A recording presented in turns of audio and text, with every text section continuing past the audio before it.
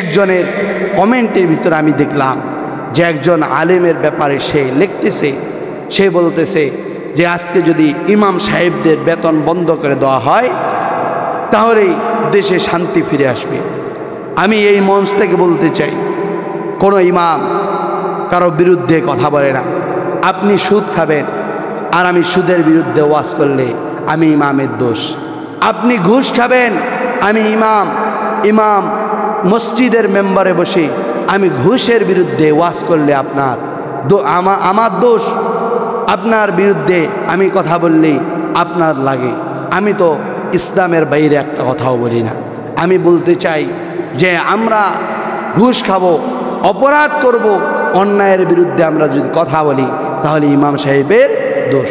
তুমি মিথ্যা কথা বলবা, প্রতিটা কথায় মিথ্যা বলবা। আমি যদি তোমাকে মিথ্যাবাদী বলি, তোমাকে মুনাফিক বলি, তুমি তো মুনাফিকের ভিতরে পড়ে গেছো। রাসূল আকরাম সাল্লাল্লাহু আলাইহি ওয়াসাল্লাম বলেছেন, আয়াতুল মুনাফিক সালাস, ইযা হাদাসা কাযাবা ওয়া ইযা ওয়াদা আখলাফা ওয়া ইযা তুমিনা খান। রাসূল আকরাম সাল্লাল্লাহু আলাইহি ওয়াসাল্লাম বলেন, হে আমার উম্মতেরা, তোমাদের ভিতরে যাদের তিনটা গুণ পাওয়া যাবে তারা হলো মুনাফিকের অন্তর্ভুক্ত। তাদের এটা হলো আলামত। এক নাম্বার, আয়াতুল মুনাফিক সালাস, ইযা হাদাসা কাযাবা, যখন সে কথা বলবে কথায় কথায় সে মিথ্যা কথা বলবে। বলে মিথ্যা কথা তো বলবে, যখন তাকে বলা হবে ভাই তুমি যে মিথ্যা কথা বলতেছো, আল্লাহ তাআলা তো তোমার হিসাব নিকাশ লিখতেছেন, তুমি কেন মিথ্যা কথা বলতেছো? সে বলবে আমি মিথ্যা বলি নাই, বিভিন্ন বাহানা করবে। ইযা হাদাসা কাযাবা, সে যখন কথা বলে তখন মিথ্যা কথা বলে। ওয়া ইযা ওয়াদা আখলাফা, যখন ওয়াদা করে, ওয়াদা করার সাথে সাথে বলে ওয়াদার খেলাপ করে। এটাও একটা মুনাফিকের আলামত। আজকে আমাদের মুসলমান ভাই আরেক মুসলমান ভাইকে টাকা ধার দিতে চায় না। বলে কারণ কি?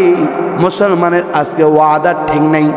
মুসলমান বাকি খেয়েছে দোকানের ভিতরে, 1 বছর অতিক্রম হয়ে গেছে, হালখাতা চিঠি তার বাসার মধ্যে পৌঁছায় দিয়েছে, কিন্তু ওই মানুষ হালখাতা খাইতে তো আসে না, বরঞ্চ দোকানের সামনে থেকে আসে না। বলে এই জন্য রাসূল বলেছেন ওয়াইদা ওয়াদা আখলাফা, বলে যাদের ভিতরে ওয়াইদা ওয়াদা আখলাফা এই গুণটা পাওয়া যাবে, বলে তার আলামত হলো মুনাফিকের আলামত। তারপরে ওয়াইদা তুমিনা খান, বলে যখন তাকে একটা আমানতদারি দেওয়া হবে, বলে ওই আমানত নষ্ট করবে। আমাদের সমাজে একজন মেম্বারকে যখন মেম্বারিত্ব দেওয়া হয় তখন তার মেম্বারিত্ব ভালোভাবে পালন করার না কারণে মেম্বারিত্ব তার ভালো মতো পালন না করার কারণে আশেপাশের জনগণ তারা কি হয়, ভুক্তভোগী হয়। তারা ভালো মতো বিচার পায় না, ভালো মতো সরকারি মাল তাদের কাছে যায় না। বলে কারণ কি? ওয়াইদা তুমিনা খান, আল্লাহ তাআলা তোমাকে একটা আমানতদারি দিয়েছেন, এই আমানতের খেয়ানত করা যাবে না। যদি খেয়ানত করা তাহলে তুমিও মুনাফিক।